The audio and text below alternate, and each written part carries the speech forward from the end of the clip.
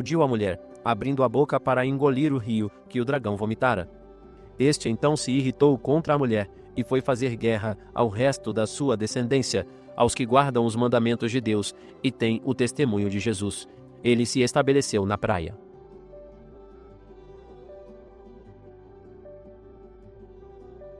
Apocalipse de São João, capítulo 13. Vi então levantar-se do mar uma fera que tinha 10 chifres e 7 cabeças, sobre os chifres 10 diademas, e nas suas cabeças nomes blasfematórios. A fera que eu vi era semelhante a uma pantera, os pés como de urso, e as fauces como de leão. Deu-lhe o dragão o seu poder, o seu trono e grande autoridade.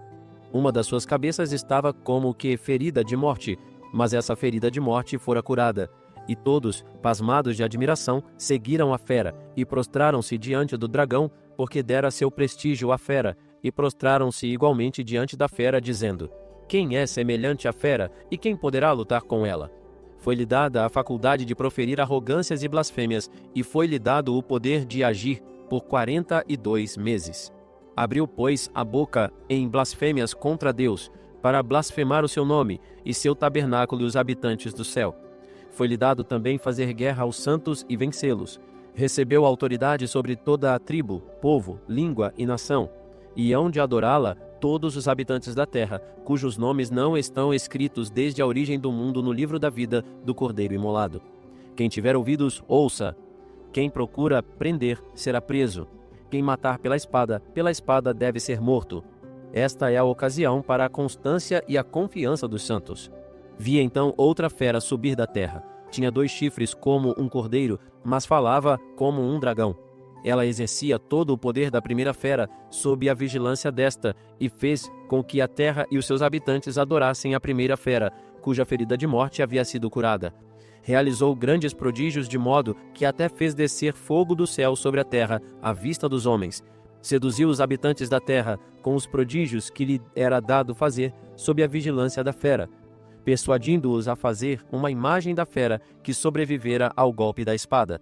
Foi-lhe dado também comunicar espírito à imagem da fera, de modo que essa imagem se pusesse a falar, e fizesse com que fosse morto todo aquele que não se prostrasse diante dela. Conseguiu que todos, pequenos e grandes, ricos e pobres, livres e escravos, tivessem um sinal na mão direita e na fronte, e que ninguém pudesse comprar ou vender, se não fosse marcado com o nome da fera ou o número do seu nome. Eis aqui a sabedoria. Quem tiver inteligência, calcule o número da fera, porque é número de um homem, e esse número é 666.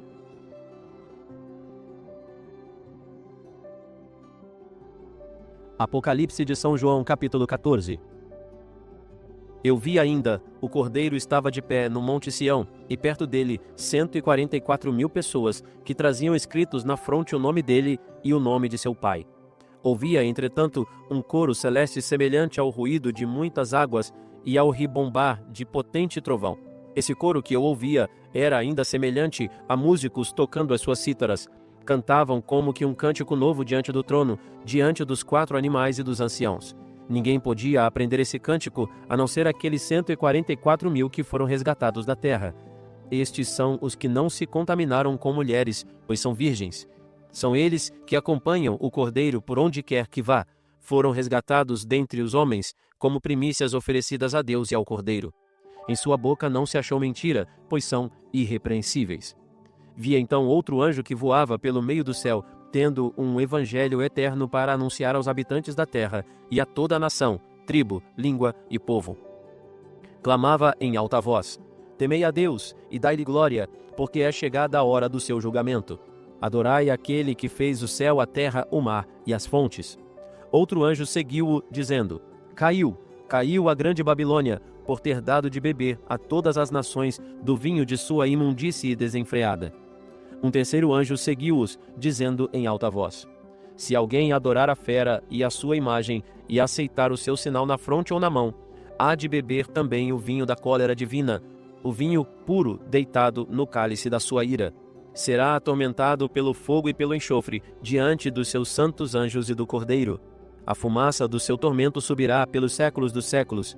Não terão descanso algum, dia e noite, estes que adoram a fera e a sua imagem, e todo aquele que acaso tenha recebido o sinal do seu nome. Eis o momento para apelar para a paciência dos santos, dos fiéis, aos mandamentos de Deus e à fé em Jesus. Eu ouvi uma voz do céu que dizia: escreve, felizes os mortos que doravante morrem no Senhor. Sim, diz o Espírito, descansem dos seus trabalhos, pois as suas obras os seguem. Eu vi ainda uma nuvem branca sobre a qual se sentava como que um filho do homem, com a cabeça cingida de coroa de ouro e na mão uma foice afiada. Outro anjo saiu do templo, gritando em voz alta para aquele que estava sentado na nuvem: lança a tua foice e ceifa, porque é chegada a hora de ceifar, pois está madura a seara da terra. O ser que estava assentado na nuvem lançou então a foice à terra, e a terra foi ceifada. Outro anjo saiu do templo do céu, tinha também uma foice afiada, e outro anjo, aquele que tem poder sobre o fogo, saiu do altar e bradou em alta voz para aquele que tinha a foice afiada: lança a foice afiada e vindima os cachos da vinha da terra, porque maduras estão as suas uvas. O anjo lançou a sua foice à terra e vindimou a vinha da terra e atirou os cachos no grande lagar da ira de Deus. O lagar foi pisado fora da cidade e do lagar saiu sangue, que atingiu até o nível dos freios dos cavalos pelo espaço de 1.600 estádios.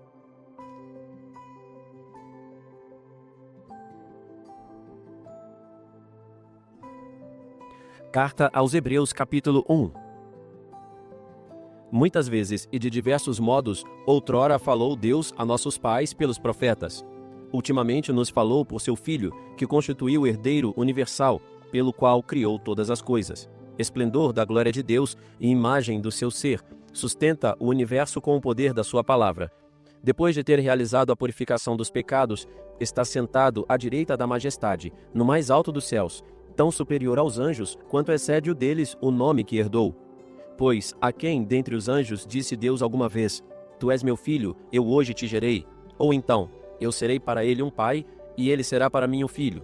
E novamente, ao introduzir o seu primogênito na terra, diz: todos os anjos de Deus o adorem. Por outro lado, a respeito dos anjos, diz: ele faz dos seus anjos sopros de vento e dos seus ministros chamas de fogo. Ao passo que do Filho diz: o teu trono, ó Deus, subsiste para a eternidade. O cetro do teu reino é cetro de justiça. Amaste a justiça e odiaste a iniquidade. Por isso, ó Deus, o teu Deus te ungiu com óleo de alegria, mais que aos teus companheiros. E ainda, tu, Senhor, no princípio dos tempos, fundaste a terra, e os céus são obra de tuas mãos. Eles passarão, mas tu permaneces. Todos envelhecerão como uma veste. Tu os envolvas como uma capa, e serão mudados. Tu, ao contrário, és sempre o mesmo, e os teus anos não acabarão. Pois a qual dos anjos disse alguma vez: assenta-te à minha direita, até que eu ponha os teus inimigos por escabelo dos teus pés? Não são todos os anjos espíritos a serviço de Deus, que lhes confia missões para o bem daqueles que devem herdar a salvação?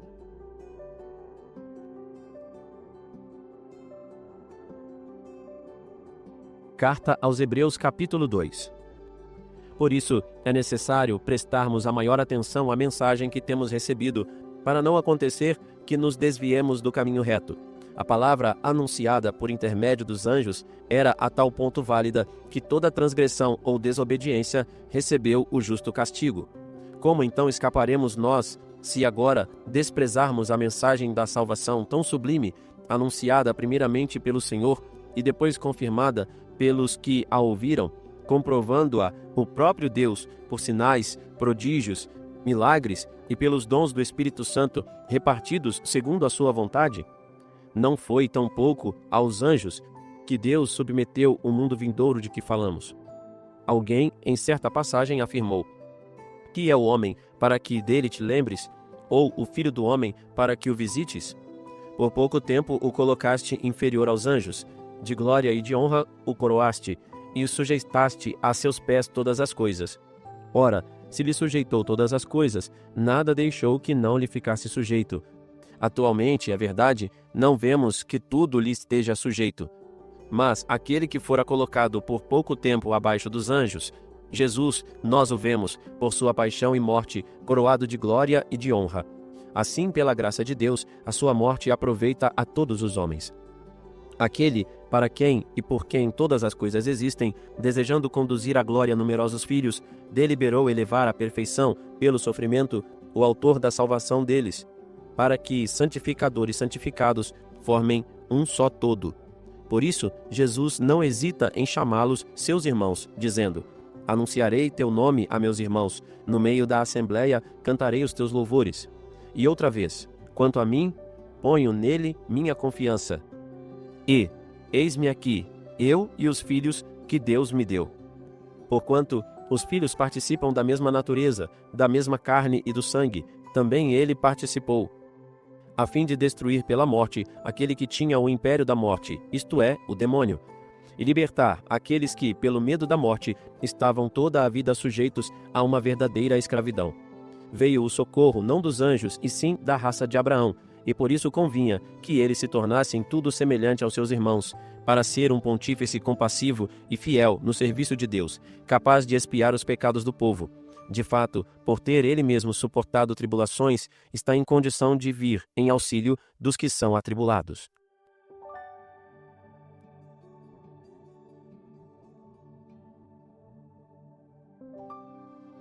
Carta aos Hebreus, capítulo 3. Portanto, irmãos santos, participantes da vocação que vos destina à herança do céu, considerai o mensageiro e pontífice da fé que professamos, Jesus.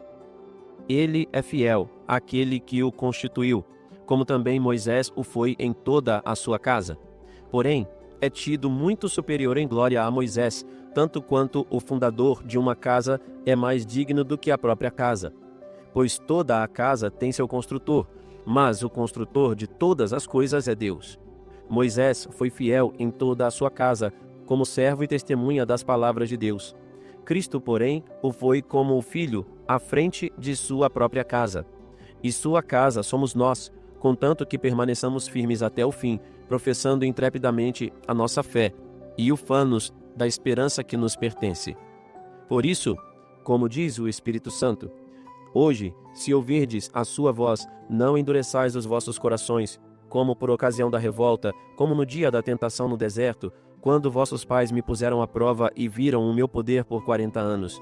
Eu me indignei contra aquela geração, porque andavam sempre extraviados em seu coração, e não compreendiam absolutamente nada dos meus desígnios. Por isso, em minha ira, jurei que não haveriam de entrar no lugar de descanso que lhes prometera. Tomai precaução, meus irmãos, para que ninguém de vós venha a perder interiormente a fé, a ponto de abandonar o Deus vivo. Antes animai-vos mutuamente, cada dia, durante todo o tempo compreendido na palavra hoje, para não acontecer que alguém se torne empedernido com a sedução do pecado.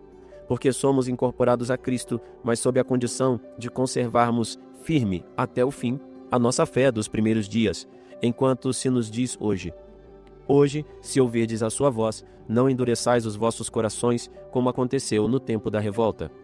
E quais foram os que se revoltaram contra o Senhor, depois de terem ouvido a sua voz? Não foram todos os que saíram do Egito conduzidos por Moisés? Contra quem esteve indignado o Senhor durante 40 anos? Não foi contra os revoltosos, cujos corpos caíram no deserto? E a quem jurou que não entrariam no seu descanso, senão a estes rebeldes? Portanto, estamos vendo, foi por causa da sua descrença que não puderam entrar.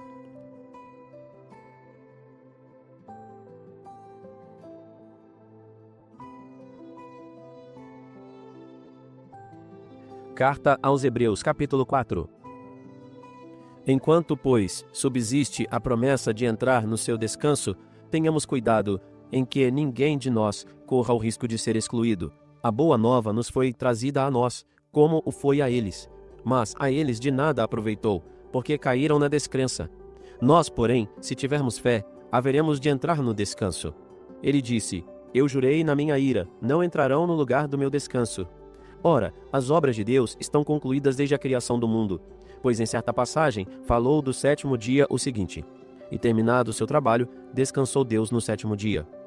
Se, pois, ele repete, não entrarão no lugar do meu descanso, é sinal de que outros são chamados a entrar nele. E como aqueles a quem primeiro foi anunciada a promessa não entraram por não ter tido a fé, Deus, após muitos anos, por meio de Davi, estabelece um novo dia, um hoje. Ao pronunciar as palavras mencionadas, hoje, se ouvirdes a sua voz, não endureçais os vossos corações. Se Josué lhes houvesse dado repouso, não teria, depois disso, falado de um outro dia. Por isso, resta um repouso sabático para o povo de Deus. E quem entrar nesse repouso, descansará das suas obras, assim como descansou Deus das suas. Assim, apressemo-nos a entrar neste descanso para não cairmos por nossa vez na mesma incredulidade. Porque a palavra de Deus é viva, eficaz, mais penetrante do que uma espada de 2 gumes e atinge até a divisão da alma e do corpo, das juntas e medulas, e discerne os pensamentos e intenções do coração. Nenhuma criatura lhe é invisível. Tudo é nu e descoberto aos olhos daquele a quem havemos de prestar contas. Temos, portanto, um grande sumo sacerdote que penetrou nos céus, Jesus, Filho de Deus. Conservemos firmes a nossa fé, porque não temos nele um pontífice incapaz de compadecer-se das nossas fraquezas. Ao contrário, passou pelas mesmas provações que nós, com exceção do pecado. Aproximemo-nos, pois, confiadamente do trono da graça, a fim de alcançar misericórdia e achar a graça de um auxílio oportuno.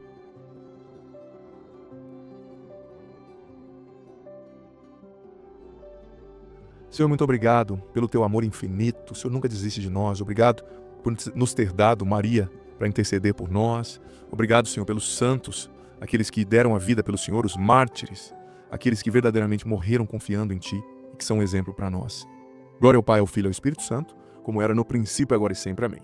Gente, Apocalipse 12 narrou, começou narrando ali a imagem de uma mulher grávida, simbolizada, símbolo da igreja ali, ou de uma forma especial também símbolo da Virgem Maria, que dá à luz um filho que governará sobre todas as nações. E um dragão vermelho, que representava ali Satanás, tentou devorar a criança já no ato do seu nascimento, depois perseguiu a mulher, mas após uma batalha no céu, o dragão foi expulso da presença de Deus e se voltou contra os seguidores da mulher, os cristãos, que guardam os mandamentos de Deus e a fé em Jesus. A mulher, como eu disse, ela representa a igreja e também representa a Nossa Senhora, descrita como vestida de sol, com a lua debaixo dos seus pés, uma coroa de 12 estrelas, que é um símbolo também dos apóstolos. Essa coroa de 12 estrelas é também um símbolo dos apóstolos. O filho da mulher, a mulher deu à luz o filho, homem, que é destinado a governar as nações, que é Cristo, A igreja também é essa mãe, mas sobretudo Nossa Senhora. O dragão vermelho, com 7 cabeças e 10 chifres, representa o diabo, que tentou devorar o filho que nasceu, Mas Deus salvou esse filho, e o dragão e seus anjos lutaram contra Miguel. O dragão foi derrotado, expulso do céu, e depois de sua queda o dragão perseguiu a mulher. Ela fugiu para o deserto, onde Deus a protegeu com asas de águia, e frustrado, o dragão iniciou uma guerra contra os outros filhos da mulher, os cristãos, que guardam os mandamentos de Deus, os filhos de Maria. Você lembra que lá em Gênesis capítulo 3, versículo 15, Deus disse à serpente, quando Eva caiu: colocarei inimizade entre a sua descendência e a dela. Você vai ferir o calcanhar dessa mulher, mas ela vai pisar a sua cabeça. Então, é a profecia, Nossa Senhora pisando na cabeça da serpente e ele perseguindo a descendência da mulher, os outros filhos, os cristãos, eu e você. Então nós temos que estar atentos e lutar, sobretudo com o rosário, confiando em Maria. A passagem, e sobretudo, ela nos leva a Jesus, Ela não é deusa, mas ela é intercessora que nos leva ao seu Filho.